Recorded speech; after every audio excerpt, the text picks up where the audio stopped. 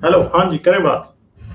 जी, मैं ये क्या पूछ रहा था कि इस गुलामी की शुरुआत कहाँ से हुई? यहाँ ये शुरू कैसे हुई? इस्लाम से भी पहले थी, क्रिश्चियन भी से भी पहले और यहूदियों तक से शुरू में कहाँ से हुई? इसका कोई शुरुआत कैसे हुई?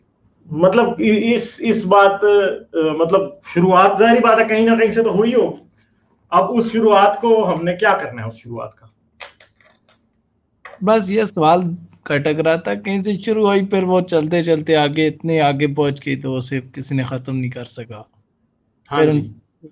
एक दूसरा सवाल ये था कि जब क्रिश्चियनिटी के मुताबिक यानी ईसाइयों के बारे में, ईसा के बारे में हाँ ईसा हाँ अलैहिस्सलाम अपनी तफसीर जो होती है वो बयान करते हैं, वो दाने वाली दाने उठाते हैं, कुछ दाने हाँ हाँ, अच्छी पथरीली जमीन में जमीन गिरे, कुछ बुरी में गिरे, कुछ फलां गिरे, कुछ कुछ पथरीली जगह आगे पे गिरे। झाड़ियों में गिरे, तो वो सारे जब लोग होते हैं तो वो तमसील बयान करते हैं, जब वो चले जाते हैं तो फिर वो अपने रसूलों को पूरी तफसील वगैरह बताते हैं, तो फिर उस तमसील बताने का लोगों को फायदा क्या था? हाँ, वो ये बात तो है, वो जाहिर बात है कि बाइबल में एक प्रॉब्लम तो है कि भाई तमसीलों में क्यों बात करता है, सीधी सीधी बात क्यों नहीं करता। नहीं, अगर करनी थी फिर एक जगह पे ईसा अलैहिस्सलाम वो बारी पूछते हैं कि आप कौन है, आप बताएं। तो वो ईसा अलैहिस्सलाम उनसे ही पूछते हैं कि आप बताएं कि मैं कौन हूँ। वो बताते हैं कि आप खुदा के मसीह हैं, तो फिर वो कह देते हैं कि ये औरों को नहीं बताना। हाँ, वो ये जो गॉस्पेल ऑफ जॉन है उसमें ऐसी बहुत बातें लिखी हुई हैं। तो फिर उन्हें औरों को नहीं बताने से मुराद ये थी कि उनके अंदर भी डर था कि कहीं मुझे मारें या कि इस तरह का। असल में तो ये बातें कहानियां है ना, ये बाद में किसने लिखी, कैसे लिखी, क्या चक्कर है, हमें नहीं पता। ठीक है, ये जी। बाद में लिखी गई है ना, ये कोई मसीह के वाकई जिन लोग मसीह को जानते थे उन्होंने तो नहीं लिखी ना, ये तो बस ऐसे ही है। सही है। अच्छा, एक सवाल और है, जो ये हजरत ईसा अलैहिस्सलाम के दूसरे भाई थे, हाँ हाँ वो हाँ, तो बाप के बगैर नहीं पैदा हुए होंगे, तो वो किस तरह पैदा हुए? क्योंकि वो हजरत यूसुफ से पैदा हुए। ठीक है, यूसुफ फिर जो था वो मरियम का खावन था। मगर मसला ये है कि ये तो शुरू के क्रिश्चियन ये बात मानते भी नहीं थे कि मसीह जो है वो कुमारी से पैदा हुआ। ठीक है। हाँ, ये तो दो नहीं, फिर गॉस्पल्स हैं जो बाद ये मानती है, बाकी की दो गॉस्पल्स में तो लिखा ही नहीं है कि मसीह कुमारी से पैदा हुआ है। नहीं, वो वो कैसे बात तो भूल गया, ठीक यानी है। यूहन्ना कैसे भूल गया कि मसीह कुमारी से पैदा हुआ है, जो कि उसका शागिर्द था। मती को याद रहा, यूहन्ना को भूल गया। ठीक है, फिर मरकस को याद रहा, लुका को भूल गया। या नहीं, शायद लुका को याद रहा, मरकस को भूल गया। उन नहीं दोनों ने नहीं, क्यों वो नहीं लिखा बात अपनी इंजील में। मेरा बस छोटा सवाल है कि मैं फिर उन्हें मरियम मुकद्दस कहते हैं कि वो मतलब पाक थी, तो जब शादी होगी तो हाँ, फिर वही पाक कैसे मानते हैं उनको? वो मतलब अब वो वही बात है ना, ये प्रोटेस्टेंट ये बात करते हैं ना। जी मगर जी। मैं तो ये मानता हूं कि भाई एक औरत जो शादी कर लेती है और उसका खामद है तो वो नापाक कैसे हो गई। नहीं नहीं, मतलब पाक फिर खामन नहीं था तो पाक भी तो हो गई ना। नहीं ना, तो भाई खामद होने से भी नापाक कैसे हो गई। खामन होने से नापाक होगी, लेकिन अब बात तो ये होगी ना कि पाक मरियम सबसे पाक होगी ना, वो तो हजरत आमना से भी हम्म उन्हें पाक समझते थे ना।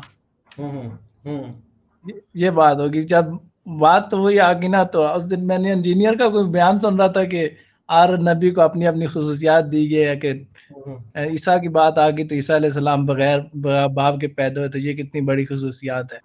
हम्म इसका मतलब है कि नबी के पास ये खुसूसियात नहीं थी, उनके पास मेराज में जाने वाली कोई बता रहा था ये थी। अब हम्म। ये ईसा अलैहिस्सलाम, दरअसल ईसा अलैहिस्सलाम बाइबल वगैरह में पढ़ता रहता था। इस्लाम जब तक मुझे इस्लाम इस्लाम और कुरान, मैंने बाइबल साथ ही पढ़ी थी, तो उस बारे में मैं दो तीन बातें थी हाँ, बस मगर पूछनी ये थी। है ना कि मेन जो बात है, ये बहुत सारी बातें, ये जारी बात है कि इंजील में भी जो लिखी हैं वो कुछ सेंसेबल बातें नहीं है। सर लेकिन ये है कि कुरान से कुछ बेहतरी समझ आ जाती है, कुछ हाँ, ना वो कुछ ये। वो तो मैं इसीलिए कहता हूँ कुरान से वो बेहतर है कि ये पढ़े लिखे लोगों ने लिखी थी, और कुरान दु- शायद जाहिलों सर ने लिखा था।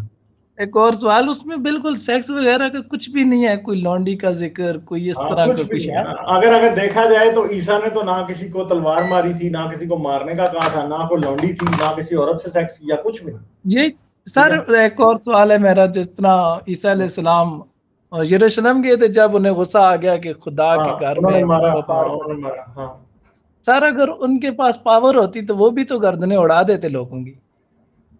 हाँ, हो भी सकता है, हो भी सकता है कि उड़ा देते लोगों की गर्दनें, क्योंकि ठीक है। सर उस तरह के उनके नहीं, पास तो मगर एक पावर। बात है ना, बात ये है कि असल में जो अंजीलों की स्टोरी है वो ज्यादा फेक है, क्योंकि हाँ इसलिए ज्यादा फेक है कि उसमें आपको गलतियां कम मिलती हैं, जी जी समझे ना बात, कि वो बड़े सोच समझ के किसी ने लिखी है, ऐसे ही नहीं लिखती। जैसे अब एक बात है, अब वो आपने वो किस्सा पढ़ा होगा जो जॉन चैप्टर 28 है, ठीक है, जिसमें, नहीं जॉन चैप्टर 28 नहीं है, जॉन की इंजील में ही आता है, जी जी और मेरे ख्याल है चैप्टर 8 है, या मेरे ज़हन में नहीं है अब कौन सा चैप्टर है, जिसमें एक औरत जो है वो लाई जाती है ईसा के पास और कहा जाता है जी मसीह को जी कि जी अब ये बताएं कि मूसा की शरीयत के मुताबिक तो इनको संसार किया जाता है, जाना चाहिए इसको, आप बताएं कि इसका क्या किया जाए। तो मसीह ने कहा कि इसको पहला पत्थर वो मारे जिसने कभी गुनाह नहीं किया। तो उन सब ने अपने अपने पत्थर फेंके और वो चले गए। अब प्रॉब्लम ये है कि ये जो अंजील के, यूहन्ना की अंजील के जो सबसे पुराने मैन्युस्क्रिप्ट्स मिलते हैं उनमें ये किस्सा है ही, जी ठीक है। ये किस्सा जो है वो लेटर फैब्रिकेशन है।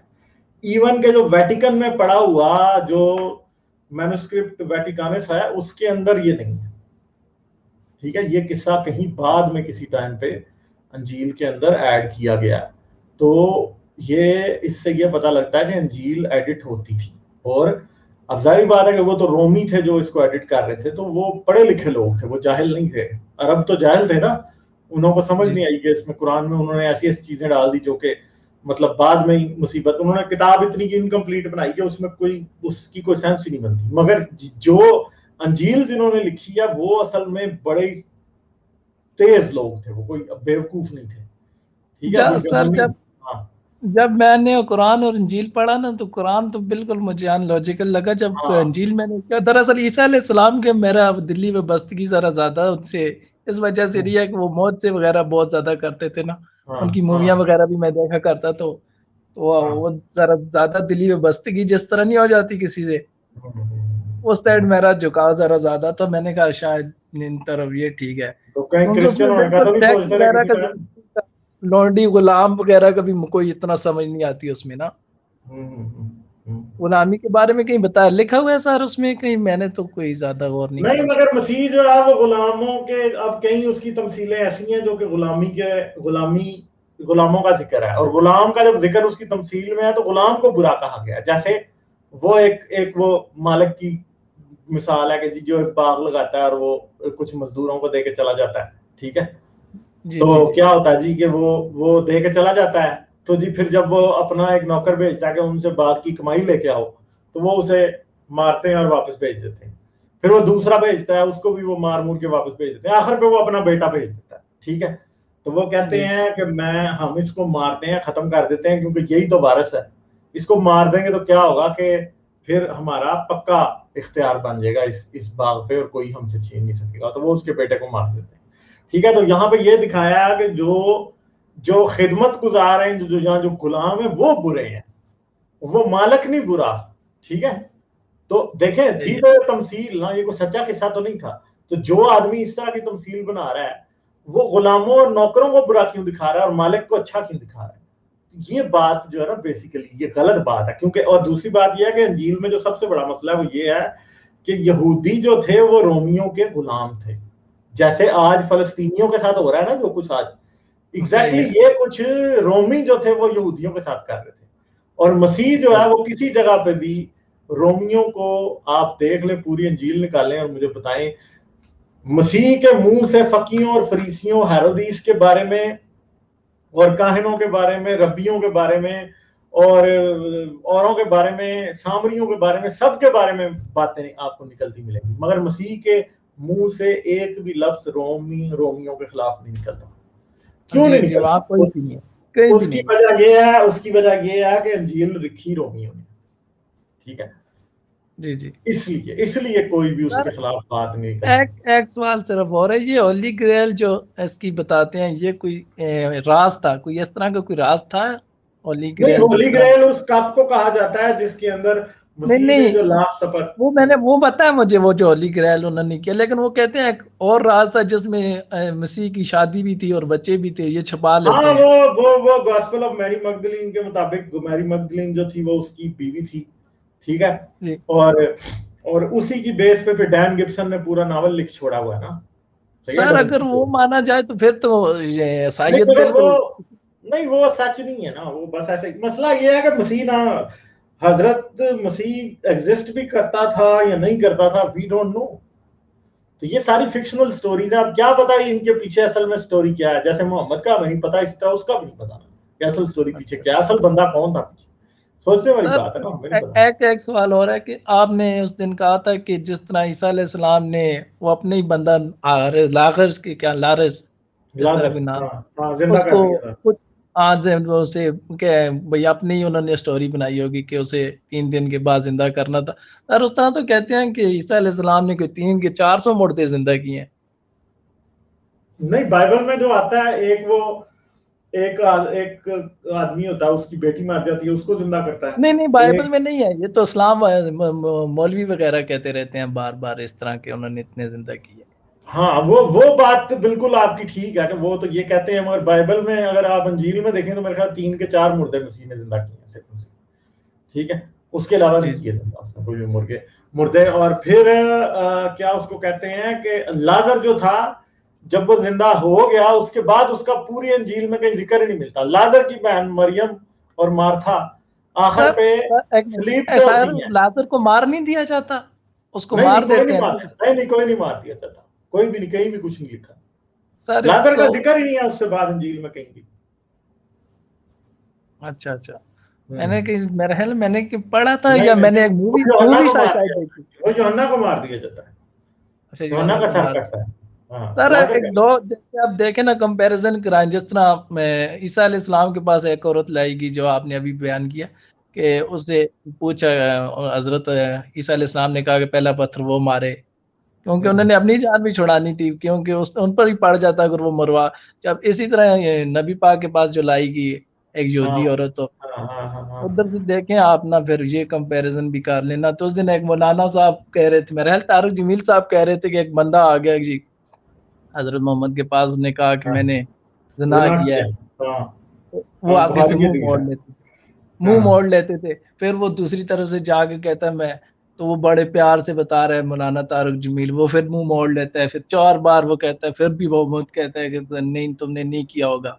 ठीक है, हम्म। ऐसा कहने की क्या जरूरत है, एक बंदा खुद जब कह रहा है मैंने गुनाह किया है, तो हजरत मोहम्मद को ऐसा क्या पड़ा था कि एक तरफ हजरत मोहम्मद ने, वो यहूदी थे उन पर तो कोई उन्होंने नहीं पूछा 4 गवाह वगैरह, और दूसरी तरफ ये कह रहे हैं, फिर उसके बाद 4 गवाह का पीछे पूछा, फिर लंबी हम्म। उन्होंने बताया, ये फिर क्यों इतना हम्म। फर्क किया। हाँ ये बात तो है, मगर मोहम्मद इज ओवरऑल जो है ना काफी इवल नजर आता है जीसस के सामने, क्योंकि जीसस बेसिकली।